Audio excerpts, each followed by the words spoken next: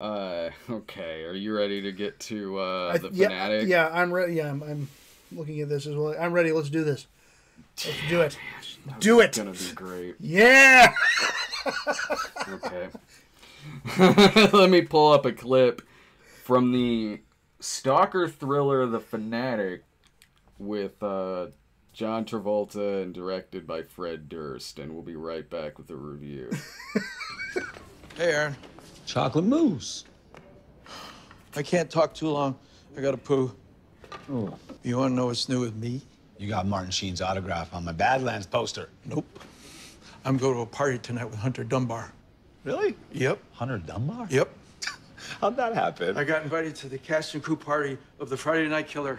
Well, somebody's moving up in the world. So I love like the introduction to the character. The first thing he says is, "I can't stay. I gotta poo."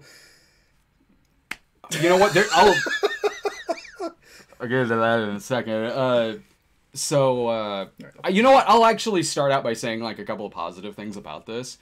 John Travolta, he really does kind of disappear into this character. Yeah. He does. Like, he sinks his teeth into it. He goes for it. Like, I know it's like Travolta's my guy. Sure, like, sure. But like, he's one of the reasons why he wanted to become an actor. He's always going to be someone I look up to in like his field. It really is one of my favorite actors. But because of that, like, what I love about him is how much he sinks his teeth into different parts. Like, whether you're talking about a very likable character, very charming, very down-to-earth, he can do that in real life and on the screen as well, and be very funny, and also be very, very dramatic and intense in movies. But you can tell he loves going over the top, and those are great. Yeah. Like, when Travolta goes over the top, like, I have never, whether the movie's good, whether it's bad, I've said this in reviews of his before, he never sleepwalks. No. Ever. No. No matter the quality of the movie, he shows up, and he's gonna give it everything. And in this, he does disappear into this part. Totally, yeah. I would agree. I would fully agree with that, yes. And to the point to where I could see that working with the plot that they have of the movie, with the character, and with John Travolta playing it in something better than this. Yeah. I could absolutely see it working. Yeah. He is the best part of this movie. Devon Sawa is, I mean, we'll get to what these characters are like in a second. Yeah. In terms of performance. Sure, right. Okay, yeah. Devon Sawa, I just liked seeing Devon Sawa in something. It was great, again. yeah. He's fine. Like, Yeah, I just liked seeing Devon Sawa in something again. I mean, we'll get to these characters in a minute. But Devon Sawa, as an adult, sounds exactly like a friend of mine who I used to work with in post-production. I mean, his voice is identical. He's got a cool voice. He's got a really cool voice. Yeah, this guy who I work with, he's got a really cool voice. But, I mean, it's spot on. It's exact same voice. Like, as I'm watching, I'm like, Jesus, that sounds just like Dave. I kind of like that he's sort of grown into his voice a little bit. Because Devon Sawa, even in, like, Final Destination, he still kind of had that voice, you know? Yeah. And now being 40, 41, however old he is, like, he's kind of grown into the voice a little bit. Yeah. Since he looks much older than he did in, like, Idle Hands and Final Destination. I agree that he was good for what his role was and for what they had him do. What did you think of Travolta? The hard thing about, I mean, because he is playing this character who very clearly is supposed to be somewhere on the spectrum of the autism spectrum. But what's really hard about those characters, especially in today's climate, as we start to know a little bit more about the spectrum of autism, because it used to just be autistic or like Asperger's or something, right? Now we know it's more of a spectrum. It's that actors still like to go to certain things, and it's still kind of like people are a lot more sensitive about those things now. You know what I mean? Like that, people who live with that and have post Tropic Thunder world. Well, and I mean, there is the Tropic Thunder idea there as well.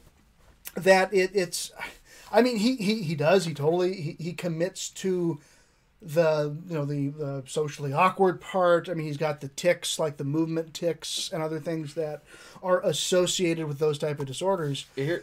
I don't know. I think that just because I know that is not, well, the taboos of just immediately going for that type of character, you just wonder, I mean, just not knowing a lot about that type of disorder and that sort of thing. Like, did they talk to people about that? Did they decide where he was, like where the actual the character was, and then try to hone in on it, or was it just really just like, hey, John, just rock back and forth and be awkward? And like, I mean, I'm sure there was a little bit of that. I don't know, and that's the thing is that yes, it's obviously like, I mean, forever, Rain Man, all the going back and having these characters, or I Am Sam, it's the, oh, well, I'll just be socially awkward and have tics. And then boom, bam, I'm exactly that type of person. And now, especially now as we know more about it, I think it's dangerous territory for an actor to be like, oh, cool, that's exactly the type of character. Here's what I think happened. Because this is not a three-dimensional character. It's not. So I think that there was a level of that in this to where the whole movie is just surface level stalker thriller, no matter what, sure. No matter what the character is, and it's not just Travolta; it's Devon Sawa's character as well, where it's really very two-dimensional surface level stuff. But what I think is, given that Fred Durst, who's been a name for a while, he directed this movie and co-wrote it. Yeah. There were a couple of scenes in this movie where I thought the suspense of the awkwardness of the scene kind of worked. Mm-hmm. Because I've been in similar circumstances. And I'm sure Fred Durst has too, and way more than I probably have. And I could see him maybe pulling from some of that, because I've been in situations where I've been followed into a parking garage once. Sure, yeah. Someone showing up at the house one time. So there were a couple of scenes I was watching where I was like, yeah, I've seen this guy before. Yeah. And I'm wondering if maybe he was kind of pulling from that a little bit, but unfortunately not really making a very psychological film about it. Sure. Someone did point out John Travolta had an autistic son. Yeah, so he had epilepsy, I think. And was it epilepsy? Was it autism or epilepsy? Because someone said his son was autistic, and I remember that he died tragically very young. Yeah. So I mean, I guess it is true that if he did have a son, he got to see someone with that firsthand. I don't know. I think it's dangerous territory nowadays, because there's a lot of advocacy for those type of people, and there's also a lot of like, oh, here's somebody who has these type of social things that they're going through, and automatically they're a stalker who's going to kill you. And again, I know that there's it's a hot sort of thing, but I'm aware of the sensitivity to this. So am I. And for that reason, I'm like, did he really need to go for that thing? Because the thing is that a really good stalker kind of movie is 1 hour photo. Okay, thank you, because I was thinking about that during this movie. Is that like Robin Williams plays a guy who doesn't have all these tics, who doesn't have all these things, who is a much more sympathetic character as an anti-hero, and he's far more terrifying. Well, it's a much better written movie. Sure, right. And it's a much better written movie than this, because that's my thing about this movie. It isn't really so much what Moose is, the character that he's playing. It's just not a very smart movie. It's not really getting all that deep. It's a surface level thriller. It's not doing something like 1 hour photo where that just did that kind of thing. But there are scenes in this movie that straight up pull from 1 hour photo. Oh, sure. Where he goes into he's his in the house brushing his teeth and playing, doing all that. But in this, and here's the thing, this movie's it's awful. I guess we should get to that at some point. Yeah, very, very bad. It is laughably bad. Yeah. It's unintentionally hilarious. It's unintentionally hilarious in all places. It's cringy, where you're just like, oh. Because it is not... Because it's not well written. Because you're not really saying anything here that deep. Right, no. When you have that scene of him going through the house and doing all these things like brushing his teeth and hiding under the bed, it's unintentionally hilarious. Exactly. Because he's running around with moose antlers on his head. And saying, this is the first line. The movie sets a tone from the beginning where his first line is, I gotta poo. Like, and it's a lot of stuff like that. And you know what? Maybe that's kind of the thing, is that what I'm trying to say is that, you know, it handles people like this as they're funny. Right? Like, he's trying to... Did you think it was supposed to be funny?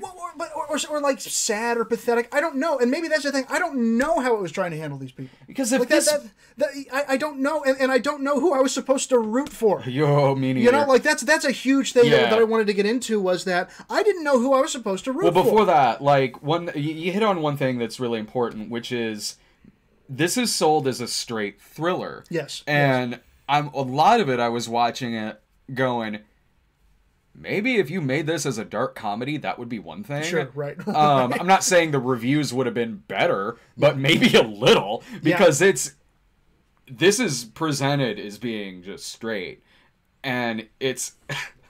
I had a great time watching it. It's hilarious. Like, it's dumb. It is dumb. Beyond what they're doing with Moose, the character of Moose. I mean, you're right in that... I don't know who to root for here. No. Because Moose does... There are times when I think you are supposed to empathize with him. Especially kind of near the end. But, before then... I don't know. Let's talk about Devon Sawa real quick. Sure, okay. Because they do such a bad job of... I don't know what... I know he's an actor. The character, he's Hunter. An actor, and he's supposed to be this great actor. And like you see him on a bus at one point. Like, a bus goes Hunter by. Dunbar. Hunter Dunbar. His face goes by on a bus, and that's all Moose talks about, is what a great actor he is. He's the best actor in the world. But I'm like... And he, you know, or to him at least, he's the best actor in the world. He is absolutely. Like, is he a has-been? Is he a B-movie actor? Is he an A-lister? Right. And that's what's hard to say, is because he's doing a signing at basically a comic book shop. Yeah. And, like, they talk a lot about, like, all these movies he's done. So it does seem like they're kind of referring to the idea that, oh, well, you know, he had done a lot of movies, and now he's not really... Yeah, so it's kind of more... And, like, at one point he's, like, on the phone with his agent or something, and he says, no, I'm not going to do... He says, anymore, if I'm going to be away from my kid, they got to do what I want. You know, so it seemed like they were trying to say maybe he was an older actor who had already peaked, and maybe he wasn't as... I mean, he was still... super popular and obviously very successful to have his home in the Hollywood Hills, but he wasn't like a current biggest star in the world A-lister.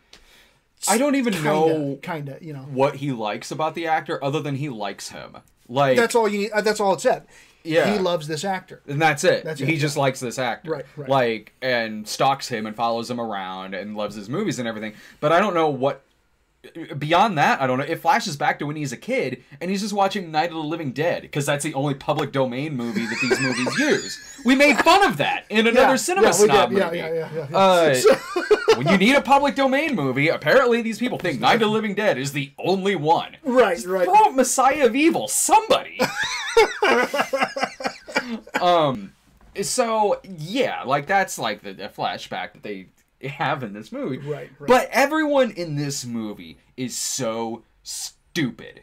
Everybody. And basically a bad person. Like, again, there's no sympathy. And the thing is like, it doesn't have to be, oh, who's the one good guy we should root for. But there's got to be, like, something sympathetic and something, like, that you can actually latch on to. I mean, Moose, though, obviously has a social, condition. But then also he's just not really a good guy in certain other things too, and he does actually kill somebody. Okay, I'm gonna get to that in a minute. So like his hand, he's not just some innocent, person walking around in this world. Devon Sawa's character is, I mean, he's a very violent, mean guy, and obviously has had affairs on his wife and is having other affairs, and so he's not a good guy. There's this girl who I don't remember what her name in the movie was, because I don't remember if they ever said her name, but she's like the narrator too. Is a paparazzi. Yeah. And like, if the whole theme of the movie is that, give people their space and don't invade their privacy, and she's supposed to be the one good character that we actually like, she's also a paparazzi whose entire career is based on invading people's privacy. And then there's like, what else is there? There's like these drug dealer, other street performers. Yeah, because he's a street performer. He's a street performer, and so it's like there's no good character. They're all bad people. Here's a few things that I can point to in this movie that makes it stupid on every character's part. One, if this guy just... I realize he's kind of got to be an arrogant asshole character, and Sure. Hunter Dunbar. Right, yeah. But, like, it's like, you sit there a couple times, like, dude, just sign his thing. Like, right, yeah. Just sign his thing. When I was followed into the parking garage, I didn't grab the guy and go, like, oh, you're going to get an autograph of my fist on your face. Like, right, yeah. I didn't do that. Like, I was nice. I was a little yeah. nervous on the inside, but I was nice. But also, other characters do things to just stupidly enable Moose in the movie, where it opens with his paparazzi friend, the girl, having him sneak into this house party that Hunter Dunbar might be at, and then is shocked that within 30 seconds he makes a scene and is kicked out. What did you think was going to happen? She's like, I went out on a limb for you. You embarrassed me. It's like, so how did you, like... the way he's playing this character, the moment you meet him, you know that he has his social tics and things like that. So okay, so she's clearly been a friend with him for a long time. She knows that he has these tendencies to do sort of things. Yeah, exactly. What the hell did you think was going to happen? Yeah, you know. Plus, what does she follow that up with? She gives him an app on his phone to stalk celebrities, and then says like, "No, I never thought you were going to find the only celebrity you always obsess about and always ask about. I didn't think you were going to use it to immediately find out where he lives and then go to his house." Even the guy who runs the comic shop, where there's at the beginning, there's that scene where Hunter Dunbar is doing that signing, and these two know each other. The comic shop owner and Moose. He knows how obsessed and how much of a superfan he is of this guy. So what happens is that like Moose gets through the line and is the next one to meet this guy. But then the owner comes up and says to Hunter Dunbar, like, oh, someone needs to see you outside. Yeah. And I'm going like, couldn't you have just waited until the guy who clearly is going to do something? Who you say has come in there every day for so many years and has begged you to buy this thing that you finally let him have. And what, are you shocked he followed this guy into an alley afterwards? Yeah. Were you shocked that when he was the guy ready to get signed, and then you go in there and completely ignore it? You could have been like, "Hey man, sign my guy's thing for me real quick." Okay, thanks, Moose. You set. You're great. Glad to see you, buddy. Glad you could come out. Now, Mr. Dunbar, you need to go do this. Yes. Poof. Movie's done. This feels so first drafty. Yeah. It's incredibly first drafty, because I'm like, there's seeds of something decent here, and maybe even a little provocative. Taboo, certainly. Sure. But we gotta spoil this movie. Okay, because like I didn't pull a lot of clips from this, like audio clips, because I'm definitely gonna do an episode on this. Nice. Like this is one of those movies. Maybe in October, because this is one of those movies that, and I've seen a few cases like this before, where every line is, you know how I do those stingers at the end of the episodes where it's just some outlandish line from the movie, like Mystery Science Theater. This is a movie full of that. Every line, every line in this movie is serviceable as like an ending stinger of an episode. I've seen that like a few times before. Maybe like, I don't know, like To Catch a Yeti or something. Oh well, that's a whole other story. This, you mentioned the dead body earlier, and this movie, it comes back at the end, but before then, this movie seems to forget. Oh, it totally forgets that there's a dead body in the backyard of this guy's apartment. Yeah, so the house. So the setup is that Moose breaks into the house or the yard, and then he's scared away by the housekeeper. Yeah. Who we later there's a scene with her and Hunter, and he tries to kiss her, and it's clear that there's some type he had or used to have an affair or whatever with her. So like, and she's afraid. She's like, I'm really afraid of this guy. So then later he breaks back in there, and she catches him. And as she's trying to shoo him away, like she wants to throw away the letter that he brought. Yeah. So he freaks out and grabs her, and there's a scuffle. Yeah. And then he pushes her, and she cracks her head open on like a bird feeder, and then is just dead.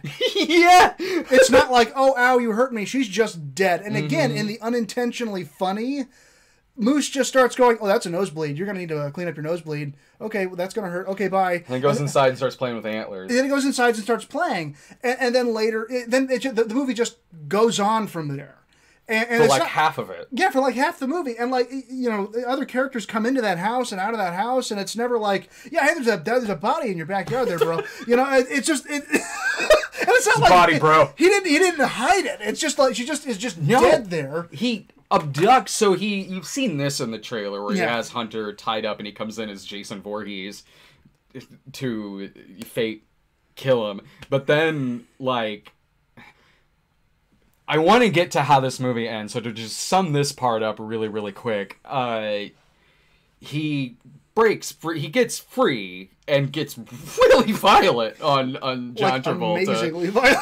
Yeah. like almost impressively violent, like, wow. and then it's just like, my God, what have I become? And lets him go. Like, just be on your way, sir. Yeah, he lets him go, and then so the movie has this... This was so stupid. Narration. Oh, I forgot about that. By the F that. Oh my God! It's a narration by the girl who's the photog. None of it. You needed absolutely none of it. It's pointless, and it totally screwed the whole movie. This is L.A., or as I call it, the city of bullshit. But I should know because I live here too. Cool, thanks. And like he didn't just when he kidnapped someone, he's like he didn't just cross the line. He nuked it. Thanks. Cool. Yeah, and then. Oh God! The ending is the ending. So like, this is like the dumbest ending. So yeah, he like, you know, he breaks free. He mutilates a moose. He like has this lever action rifle. He blows off all his fingers. Blows off both ears, like is standing above him and shoots one ear, then shoots the other. He shoots like by his ears to make him like temporarily deaf. Well, like he shot, but like parts of the ears blew off. Oh, did it? Okay. And then he takes a knife and then stabs him in the eye. Yeah. And then like, as you know, Moose is just screaming on the ground. He suddenly goes, "What have I done?" Yeah, what have I done? He picks him up and like pushes him out the door. And shuts it. Sir. Yeah, on your way. Have a nice day. Thanks for coming by. You know, here's your receipt. You know, and then he's like, "Oh, I'm really sad now." So Moose wanders back down to Hollywood, and then there's this scene where the guys come up and go, "Wow, your costume's amazing," and take a picture. That with them. Almost smart. Like in a smarter movie, I could see that working. Right? Maybe you're right. In a smarter movie, they could have done that better. But then you know, the photog friend finds him, but then the narration comes back in. Oh, it did it. Where she, it did. Don't you remember? She's like, something like, "Oh, poor Moose." You know, he now wears his wounds as a badge of honor. This is a badge of honor. He says, "And I'm not worried about Hunter. Hunter's a survivor." And then she goes, "But I'm worried about Dora." When then it shows the dead body again. It's like, oh yeah, the dead body. And then it shows the police showing up at Hunter's house, arresting him. Mm-hmm. So we're like, I guess we're supposed to assume that like the gardener or somebody found the body and then said, "Oh, he must have done it." And I guess that's fine. No. But here's the thing. This is what just doesn't make any sense. Is who is the bad guy? I mean, I know he's a bad guy. Before you get to that, here's the problem with all of that, with these cops taking away him. Yeah. When you have all of this blood of Travolta trailing in his fingers, you have witnesses to everything. You have the fact that Travolta took pictures of himself with a sleeping Hunter Dunbar in his own house, kissing his head, and put them on social media. Right. You have...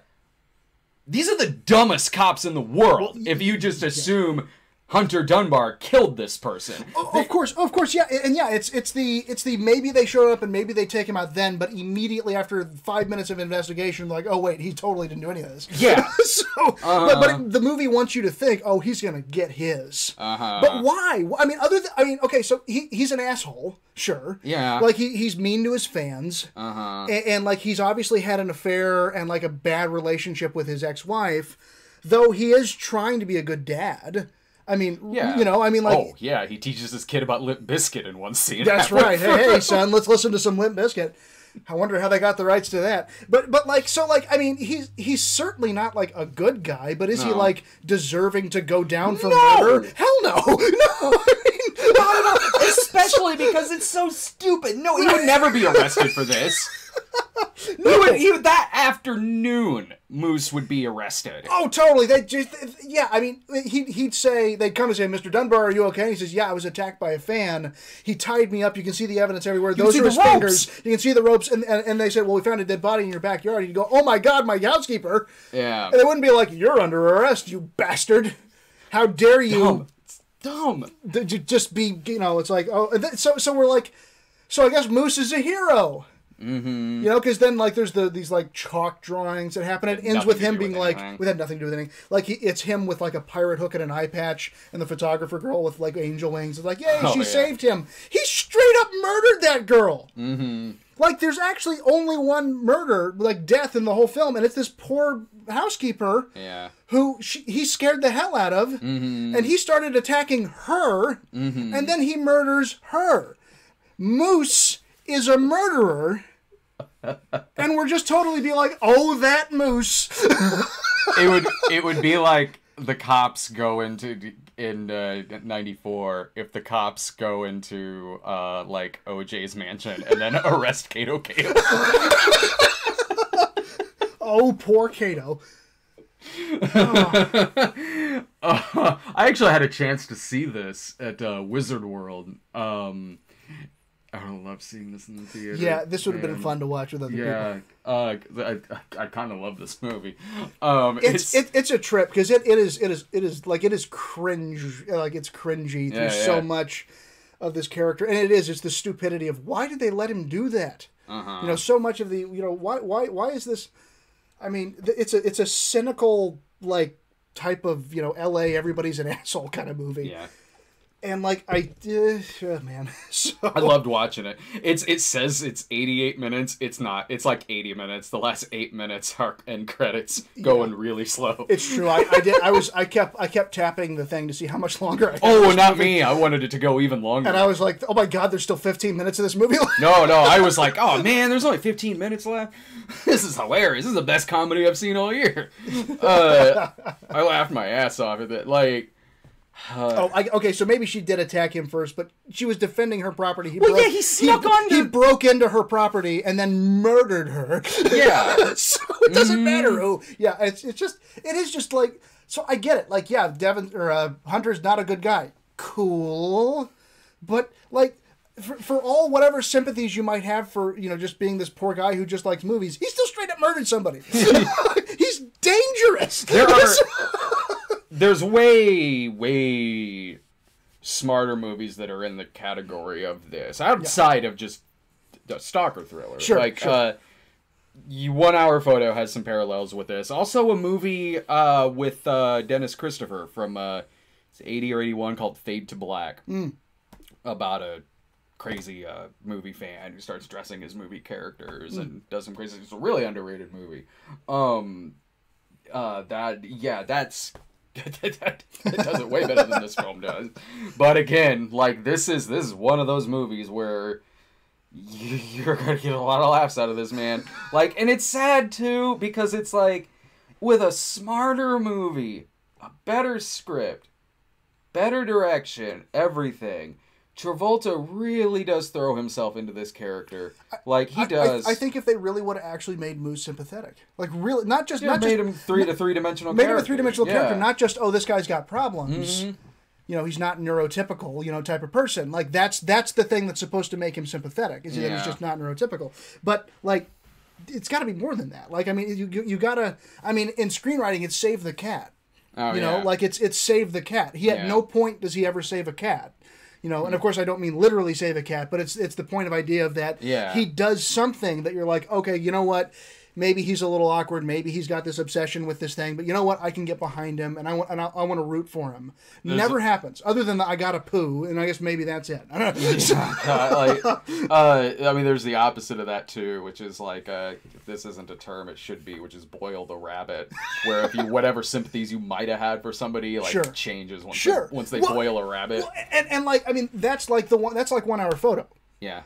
Cy, the photo guy. Mm-hmm. You want to be sympathetic to him because he's just an insanely lonely guy who has imprinted himself on these people that bring in their photos. Mm-hmm. And then you're right. There's a moment where he snaps and he boils the rabbit, and sort of, which I think I like that idea. And again, it's a much smarter written movie. It's a much smarter directed movie. Way better. So like that movie, when he makes that turn, and then it's gone. And at that moment, that character that you've liked and you've rooted for, you're like, oh shit, there's no, it's over. What is he gonna do? Oh my god, what is he gonna do?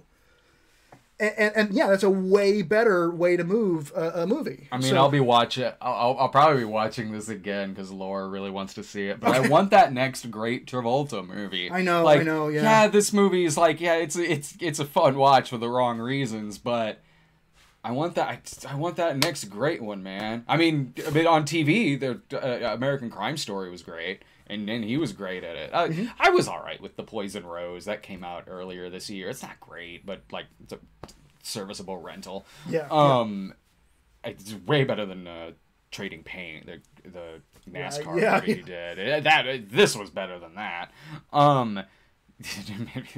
That one was just boring. But I do remember one of the super chats. From the beginning of it, from before we went on, which asked where this ranks in like bad Travolta movies. Oh sure, okay, yeah.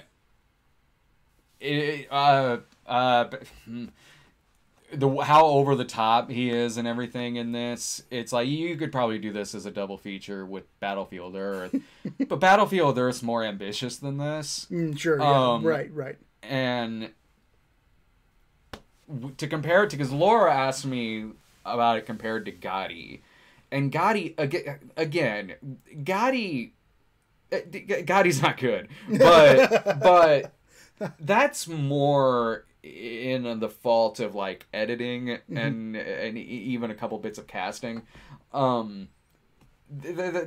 not really the case here. Like with Gotti, you could tell that they had like maybe some awards goals with that in making it. They really wanted to make a 4-star movie. Yeah, there was that kind of ambition to that movie, even with how it looked. Like editing and quality aside, if you look at how some scenes are shot in it, the movie's shot fine. Like it's an entire re-edit, but like but if you were to look at the trailer or even some still shots of it, it looks fine. Like that's not the case here. Gotti is a way more ambitious film than this, and so this movie's funnier.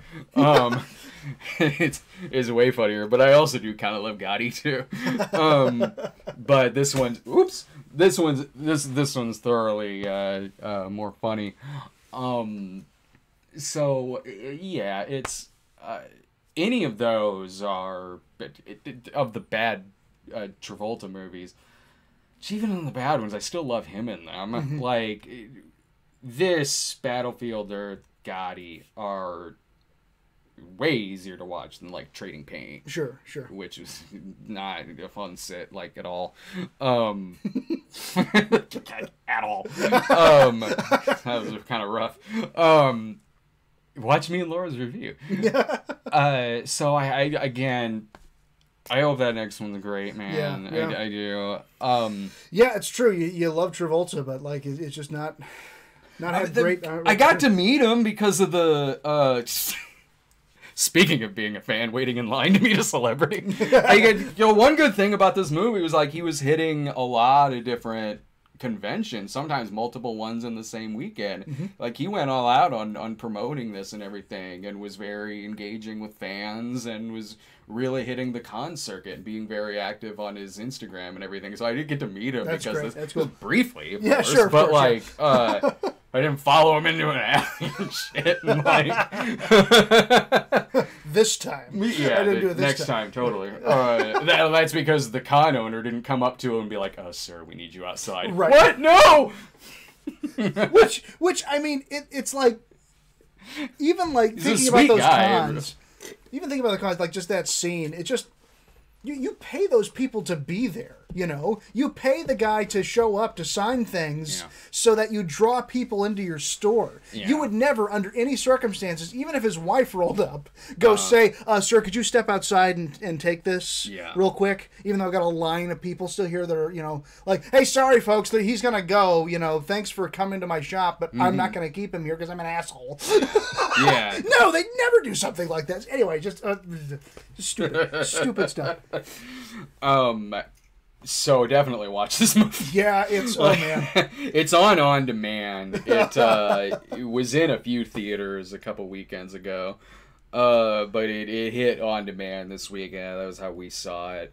Did we get a couple of super chats in there? Yeah, we got a couple ones here. So let's see. Here. I'm sorry about. Actually, you know what? I can probably pull it up here. I was gonna say I know there was one earlier, but I forgot what it said. But I actually I think I can probably pull it up over here. What's the? All right, so we got a couple here that we could get to while we're waiting. So, Cinehotties Productions said just saw another Cinema Snob movie and loved Cool. it. I would love to see Lloyd the Cat as a cannibal clown or the devil in Jesus Bro. You ever see Lloyd play the devil in Jesus Bro? Nice. That's a tall order. You go back in time to cast Lloyd as the devil and as Malcolm's character, the devil, the pre-existing character Malcolm has. Sorry, dude, we got Lloyd to replace you. Let's see here. Next we have Sheshimaru Dano. Said, Brad, have you seen The Dark Crystal? I'm assuming the new series. The Dark Crystal. If so, would you consider doing a binge-worthy review of its new prequel series on Netflix? So, okay, have you seen the original, and then would you do a binge on the next series? I've seen the original. I'm not a huge fan of the original. Like, I mean, okay, artistically, yeah. Sure. I got those earlier ones, by the way. Oh, good. Okay, so we can go back. Yeah, we can catch those other ones now. Artistically, totally. Yeah. The puppetry and everything that went in it, the way the world looks, absolutely. It's a bit too exposition heavy for my taste, to where that, to be, whenever I watch it, and I've watched it a couple of times, my attention drifts off really quick in that movie, because there's not a lot of characters that I'm really invested within it. It's just very kind of world building, sure. and I get kind of drained a little bit when it feels like it's just that. Certain I definitely feel that more way with fantasy movies. Yeah. And I feel the exact same way in that it's harder for me to get into a new fantasy story because it is a ton of exposition. I mean, obviously I'm a huge sci-fi fan in Star Wars, Star Trek. I mean, Star Trek is my when we talk about lore and knowing a lot about, I know a hell of a lot about Star Trek. But like fantasy was something that I never got into as much. Similar kind of reasons is that there's a lot of exposition. There's a lot of, the ancient lore of this world, and these people are that way, and then the 1,000-year this of that and that. It's like, okay, that's a lot of stuff. And again, in book form, I mean, like Tolkien, obviously, Lord of the Rings, good lord. But I mean, it's in book form it's different, but it's very different watching it in a movie. And I feel the same way in that. I mean, it was Jim Henson's workshop building these incredible puppets.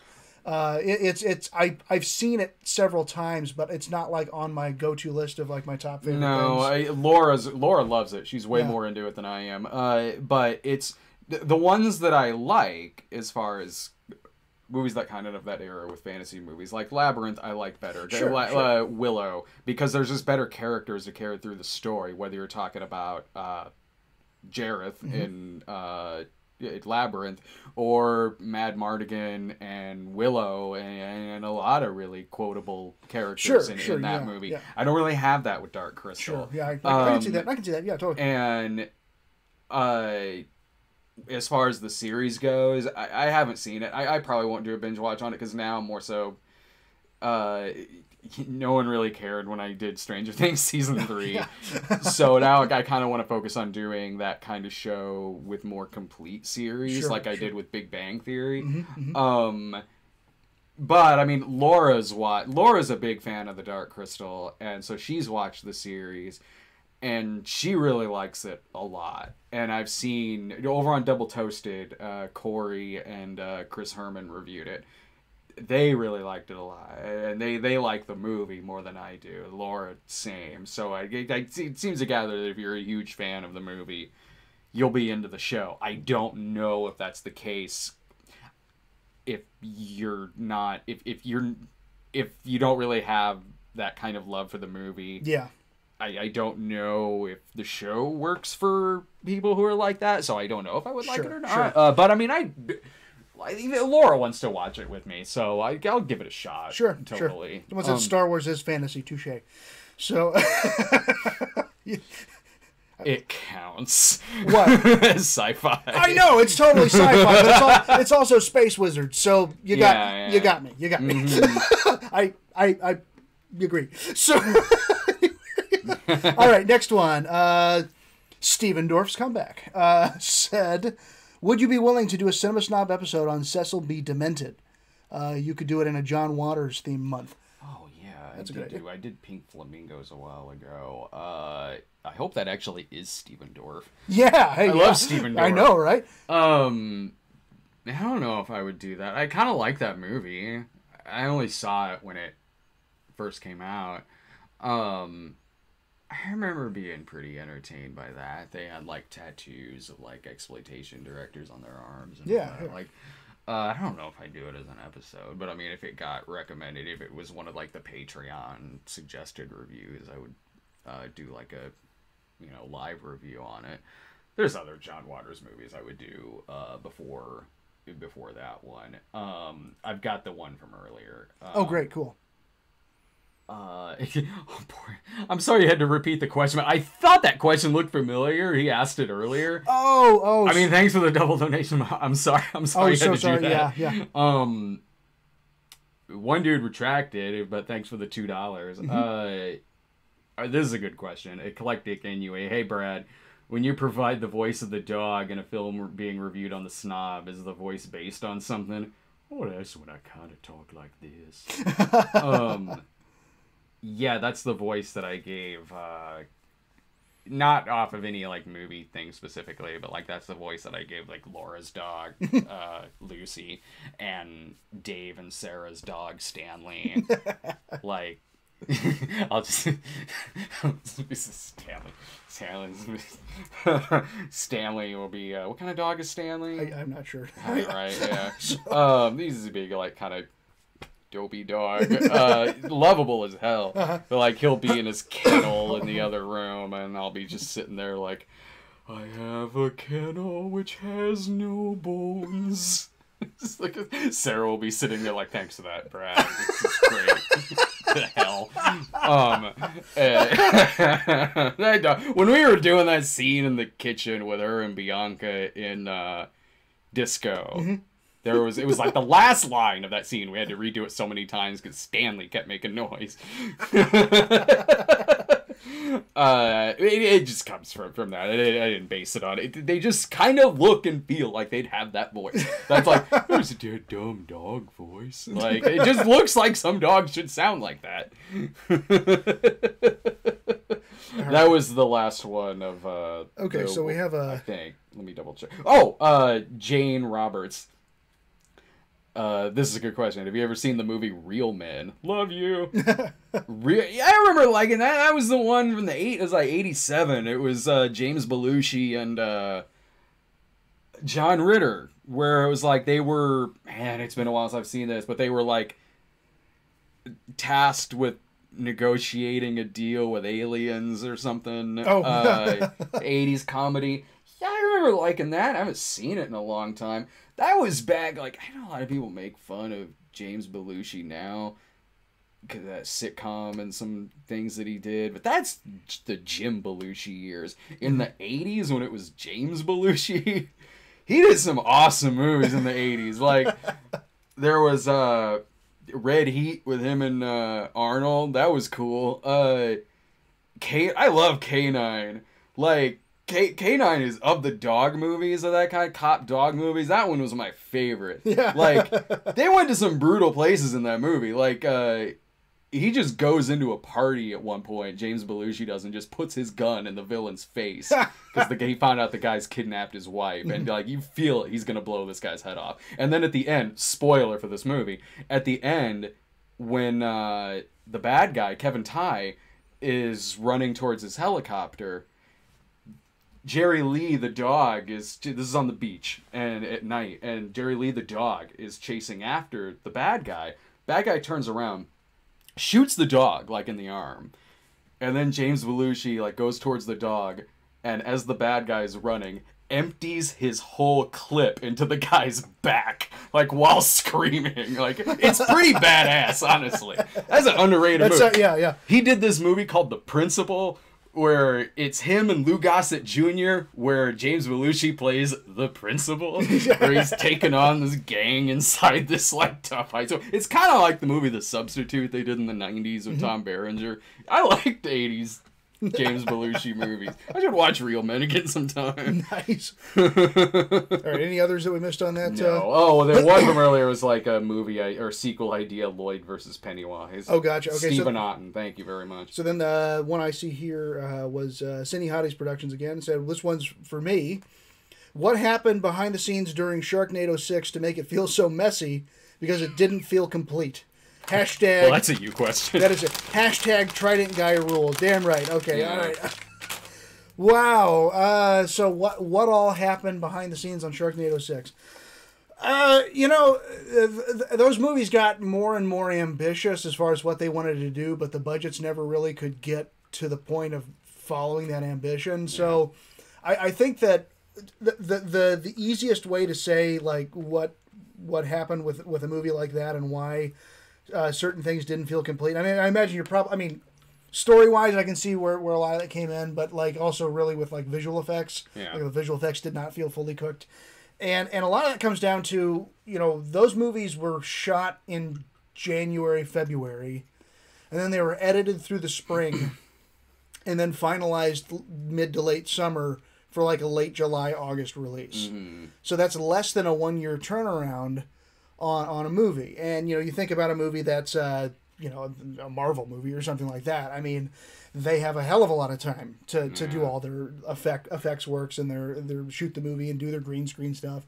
So yeah, you've got a very ambitious movie, and that's what was demanded. You needed a crazier movie because those movies kept getting crazier and crazier and crazier. So by the sixth iteration of this film, it was a crazy ass time travel movie. With makes sense. It made sense. I mean, they went to space in 3. Yeah, that's what everybody told me who like knew the franchise but like had never seen it. Mm-hmm. They're like, "Oh, you're working on Sharknado 5?" I was like, "Yeah, I'm doing Sharknado 5." Now they're like, "Oh, you should go to space." I'm like, "Yeah, they did that in 3."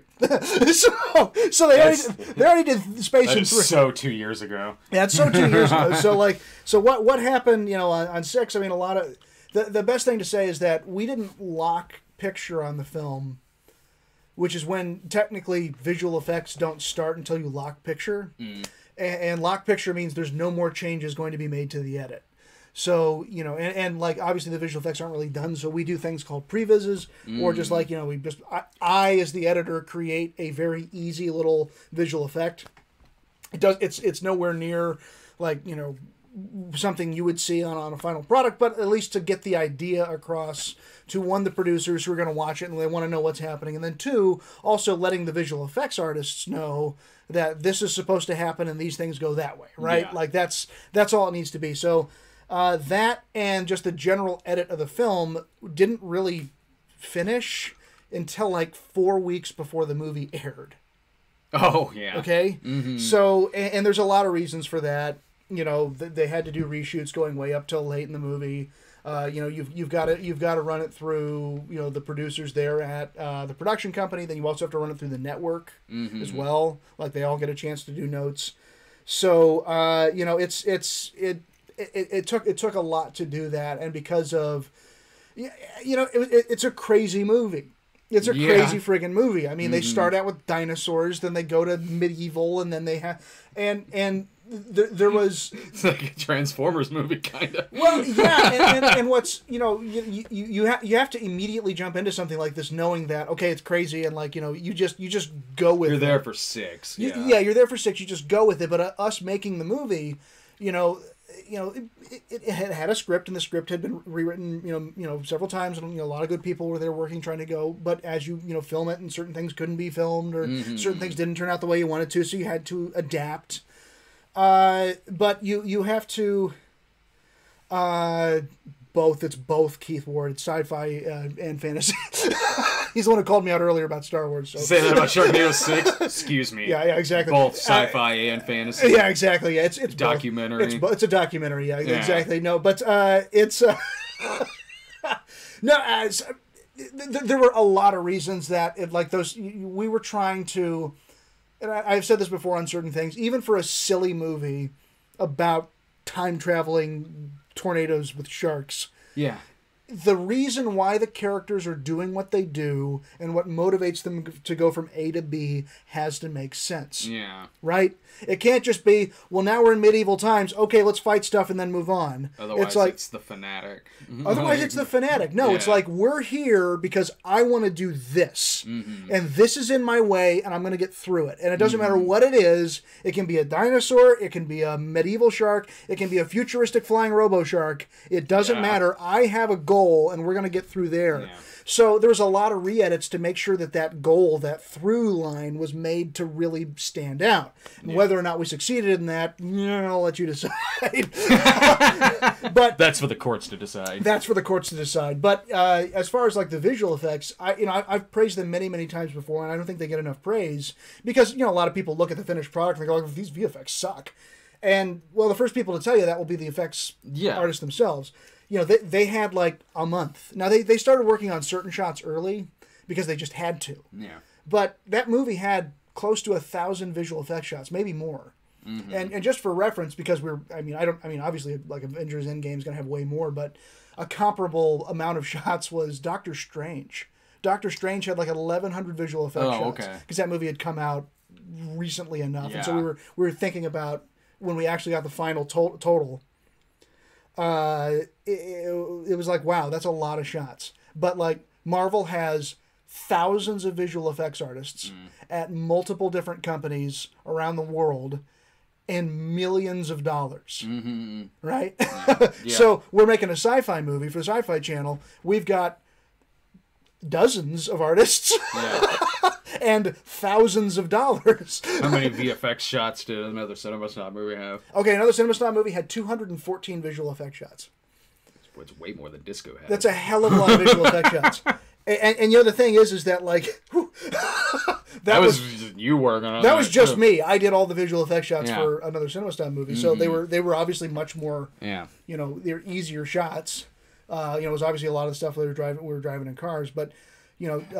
Actually, on a typical Asylum film, because I worked on several others, their budget for visual effects shots were usually 200 shots.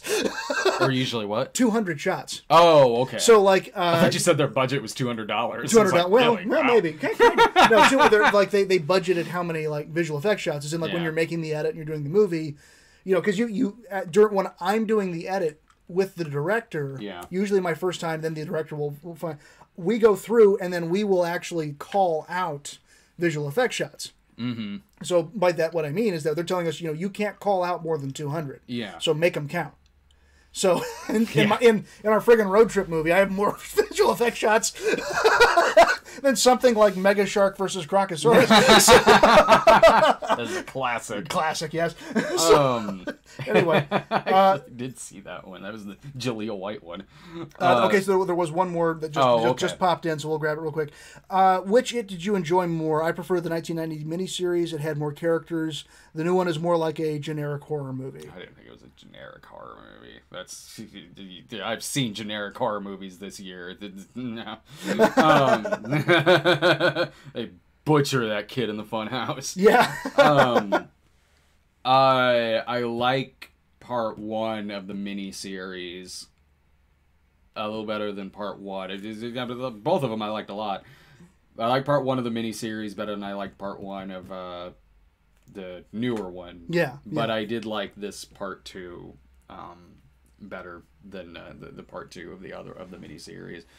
Yeah, that's all in that review. Okay. But Oh, is that all for Yeah, Super that Chat? that looks like all the super chats. So Right on. Thank you, everyone, for watching. Let me. It's fun to talk about the Fanatic, man. yeah, that was fun talking about that. Yeah. Oh man. Let me throw this up here. Subscribe to our channel at youtube.com/Stoned Gremlin Productions. Follow us on Twitter at The Cinema Snob. Follow us on Instagram at The Cinema Snob. Facebook.com/The Cinema Snob. We're at a lot of different places, so give us a follow there. Thank you so much, everyone, for watching and for the super chat. And oh yeah, don't forget us on Patreon. There's like 3 episodes of The Snob up over on there. There'll be a 4th one soon. Patreon.com/The Cinema Snob. So check us out there as well. Thanks a bunch, everyone.